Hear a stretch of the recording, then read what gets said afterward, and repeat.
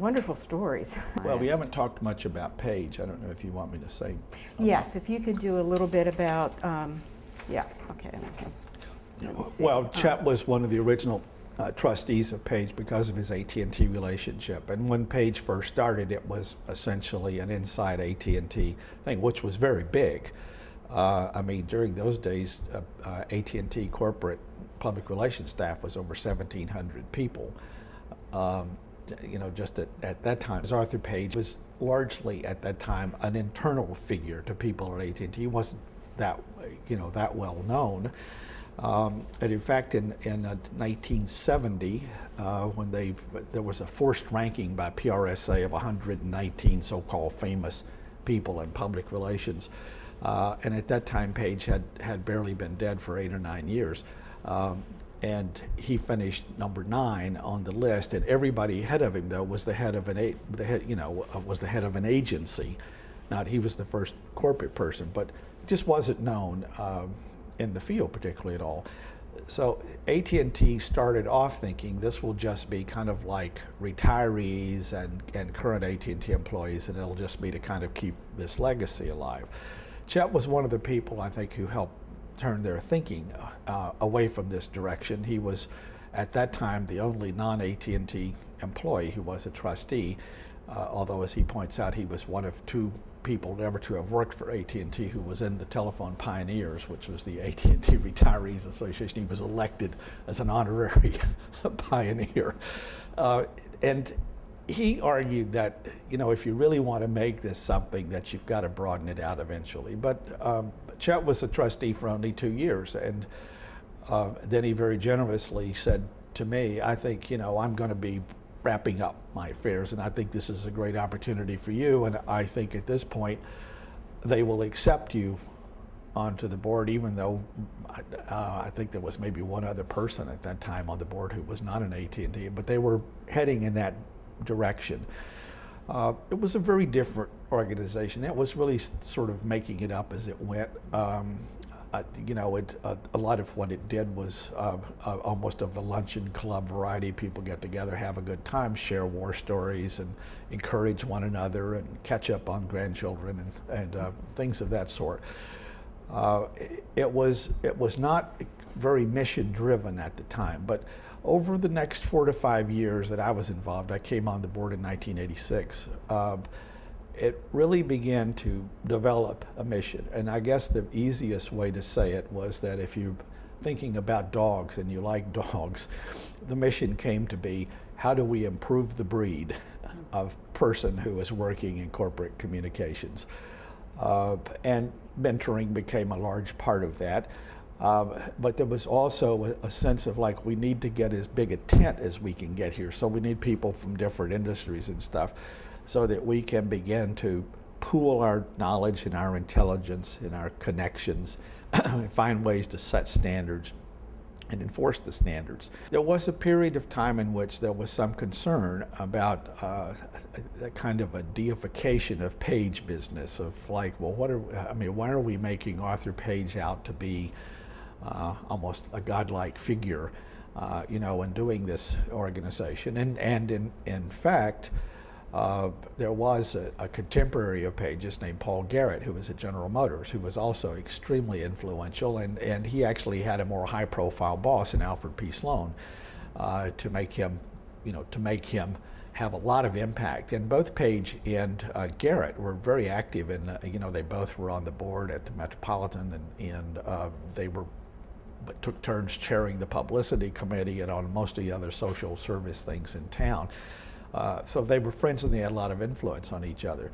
I think the big difference ultimately was that Page, more than anybody else, had.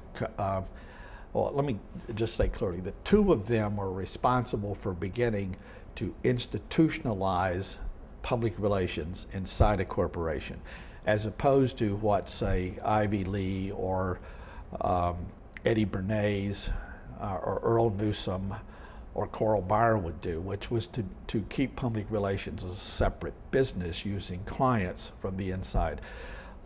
So creating a role for public relations and then trying to integrate it into the organization was terrifically important. And the thing about Page and the way he did it that I think distinguished him more than any others, he was much pithier at describing why he would do things, and the way that he would do it.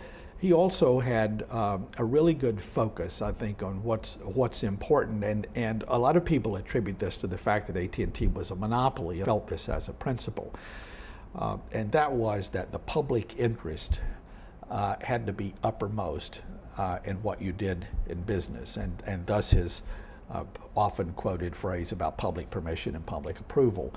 That is significant, but he believed that, and he used the word character, Page did, long before anyone else does. It's now a buzzword. I saw in yesterday's Times that the current CEO of Coca-Cola, Muhtar Kent, says that he believes now that customers are as interested in the content of our character as a company as they are in the content of the product that we make. I think that's true. I think the word character, maybe it combines reputation and brand and a whole other assimilation of attributes or qualities. But to me, the word character, which Page liked and used, and he used to say over and over again, we have to keep the character of AT&T open and available and transparent so that it shines through in everything we do. But whether it's a switchboard operator or the lineman or anybody else, they all have to participate in doing this. And I mean, he's often quoted as having said, it's a 10% saying and 90% doing. I think his idea of institutionalized public relations evolved beyond that because he said that fairly early in his career. And you can see in reading through the speeches how his thinking evolved and became more sophisticated. But it was always anchored in this one thing, which was, and Page in his life, you will see his involvement with the government was always sincere and genuine. He always believed that ultimately the people's will would be done about any company, whether it was in the private sector or not, that if you lost the support of the public, then you ultimately would fail and your enterprise would fail, that it had to be there. Well, he's the first, I think, of the American business leaders who really understood that public opinion had been mobilized and organized with the emergence, particularly of the giant publishing companies, the newspaper companies, and of the radio companies. And he could anticipate what was going to happen with television, which would happen really in his own lifetime. But he understood how public opinion had become a significant force, and he also understood that it was the ultimate arbiter. It was the decider. Because if a business got too far out of alignment with what people thought and valued, then they have a way of reining you in. But he wanted AT&T to, in a way, to keep itself open all the time so that people could see it. Because he said, as the secret of being a monopoly is, you can't have secrets. People have to see what you're doing because they have to always be reassured, A, that you're not using your monopoly just to enrich yourself, or that you're not being slothful just because you have a monopoly, or you're not being inefficient because you have a monopoly.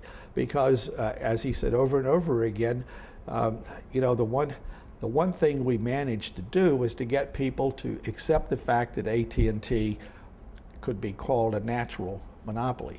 We haven't overcome their suspicions of a monopoly, though, because that's still inherent in the American state of mind, is to be suspicious of anybody who doesn't have a competition.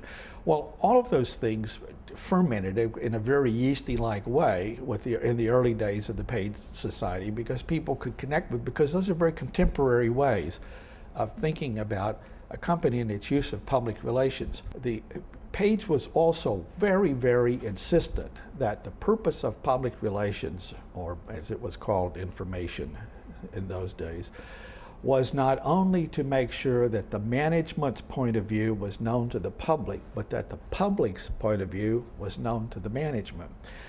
That's very vital, because I think, particularly in the last 20 years or so, that more and more the management of organizations, all organizations, have regarded public relations as being a microphone to broadcast out what they think, what they want to say, their story, their point of view, and less as a source, of intelligence about what the public thinks and the outside environment. And I see this as being very critical for the success of any good public relations operation, and it's critical to the success of a public relations leader who wants to be a counselor, because somebody has to be the one, when you're getting it wrong, somebody has to be the one to go to the management and say, but the public isn't seeing this, that's not what they think. We're not getting across to them. And that may mean then that we have to change a policy, we have to change a procedure, we have to change a product, we have to change a service. We have to do something here, because ultimately in the collision between what the public expects of us and their lack of satisfaction with what we're doing now, they're going to win ultimately. And so it's up to us then as good stewards, and managers of the company, to try to anticipate where this is going. And I think some of Page's most interesting pieces had to do with anticipating where public opinion is heading and the changes that are coming. You just don't hear many people think about that very much today. One person did. And I think the person who's most informed by Arthur Page was Peter Drucker.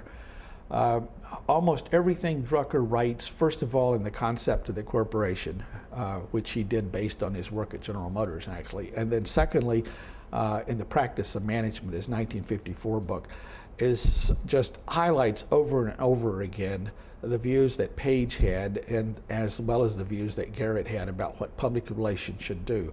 Over and over again, Drucker emphasized this.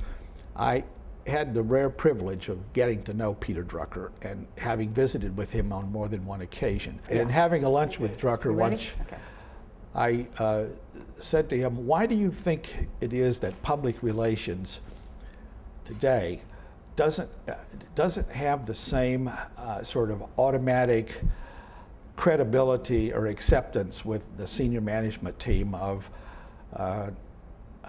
that say it would at the time of Paul Garrett, and Paul Garrett actually hired Drucker to make the first study of General Motors, which became the concept of the corporation. Say of a Paul Garrett at General Motors or an Arthur Page at AT&T, and he said, as he got a little impish, and he said, well, it's because of my fellow countryman, Eddie Bernays. He said, Eddie Bernays taught everyone that public relations was about gimmicks.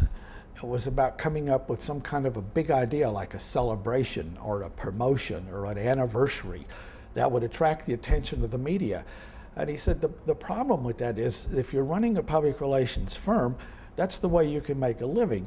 But if you're running a company, that's not what public relations has to be to the company. It can't be that. And he went on to say, which I thought was just remarkable, he said, what's happened here is because of Bernays, everybody thinks public relations is getting the word out, getting your story out, telling your story, pushing stuff out, pushing messages out, broadcasting messages.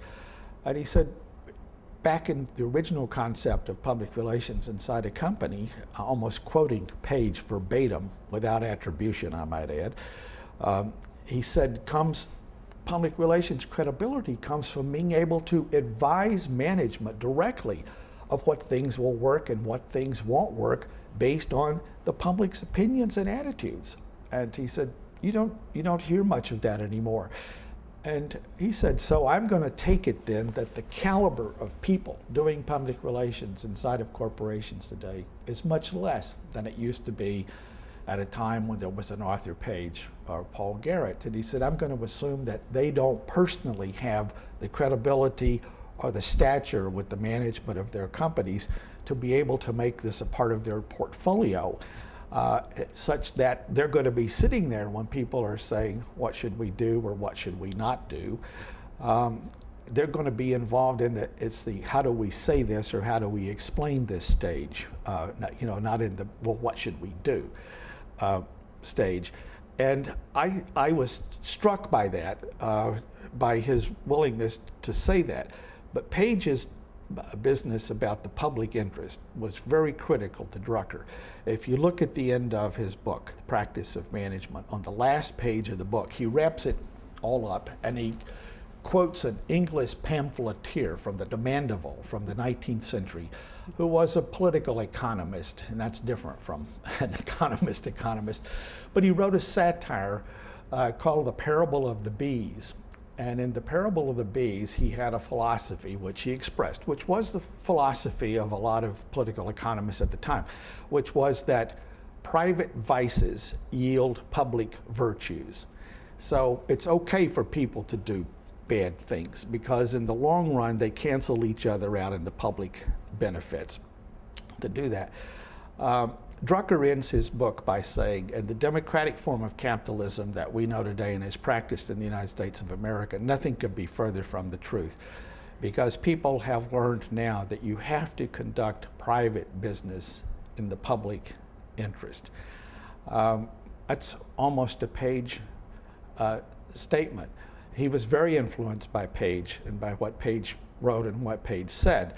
And I think in that sense, it's been remarkable to look both at what Mr. Garrett did and what Mr. Page did and how ultimately they influenced Peter Drucker so heavily in his concept and his writings. And he's intimately familiar with both of them. They were, in fact, after Alfred Sloan left General Motors and Garrett was no longer working there, he and Drucker would have lunch at the University Club once a week and sort of commiserate about what was going on in the world of high finance in New York City.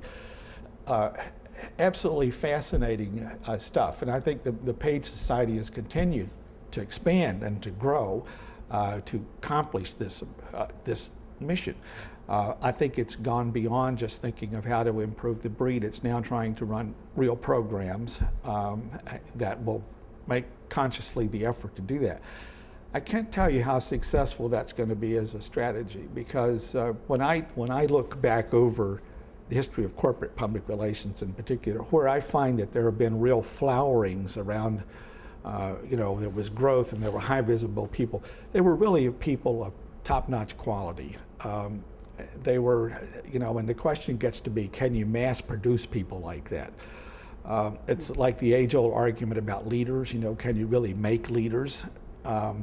You can expose people to leadership skills and leadership strategies, but does that transform them into leaders? That's a real question. And I know, just to go back to Chet for a moment, Chet confessed to me one time late at night on a plane that I asked him, what's the most frequently asked question that you get from people, not necessarily clients, but people you know who come to you for advice and stuff? And he said, oh, without question, it's from people who are in positions in an organization and they want to be taken more seriously. And he said, I guess the easy way to say it is, how do I get more clout with the management? And he said, the disappointing thing is that I can explain to them how I think they should do that, and they will nod, and sometimes they'll take notes. And he said, but deep in my heart, I know that most of them are never going to have the kind of clout that they think they should have or that they want to have, because they simply don't have the aptitude, the personal skills to sync up and to get into their business. His favorite line about public relations people in management roles, Chet's, was that most of them think of themselves as public relations professionals first and not as business people or as corporate management. And he really didn't like the yuppie idea that you would hear people would say, I'm just a portable skills package. I can take myself and go anywhere and do public relations. It used to bother Chet immensely because he would say, that's what's wrong. You see, they don't really get themselves rooted. A man like Arthur Page, he became central to the business of AT&T. He became central to the rationale for being a monopoly. He became central to the strategy of universal service throughout the Bell system. To the cross-subsidy between the long-distance lines and the local business. All of these things were Page's way of trying to show over and over and over again how AT&T had to put the public interest first, ahead of anything else. And Chet would say, to many of the people doing public relations, they think exactly that. They're thinking about, well, what's the next job I could get now where I can do public relations? They're not thinking about how do I really integrate what I do into the fabric of this business, make it vital, make it vitiating to the business itself. And that used to be very frustrating to him because he felt like in a way it was kind of insulting that somebody would come to him and say, as if there's some bag of tricks, that you've learned, that you can just go plant these seeds and they'll grow into a beanstalk and it'll take you straight up to the top, to be successful. That stuck with me, and I think that's still a big challenge for Page, is trying to define what's the outcome, what's the end result of being involved in Page programs in terms of the impact on corporate management. Because from the very beginning, from day one I ever sat in a board meeting, there was no question that whether it was Ed Block or Jack Coton or Larry Foster or Marilyn Laurie who was talking, over and over again, the mantra was public relations is integrated into the senior management discipline of the organization. That's the goal, and that's what Page had done at AT&T. And that's why they chose the Page name, and that's why it was terrifically important. And I do know, because I know many people who are in Page now, that many of them they're not in that senior level. And whether or not Page ultimately can do much about that or not, I don't know. I guess that's the age-old question. But it's worth the try. I'm not trying to make it sound like I'm dismissive of it. Sure, it's worth the effort. But whether or not it will succeed in a high percentage of cases or not, I don't know. And thank you very much for asking. Mr. Arnold, James Arnold, thank you very much for spending time with us today. You've shared some delightful stories, very interesting stories, and we very much appreciate it. Oh, thank you. Great.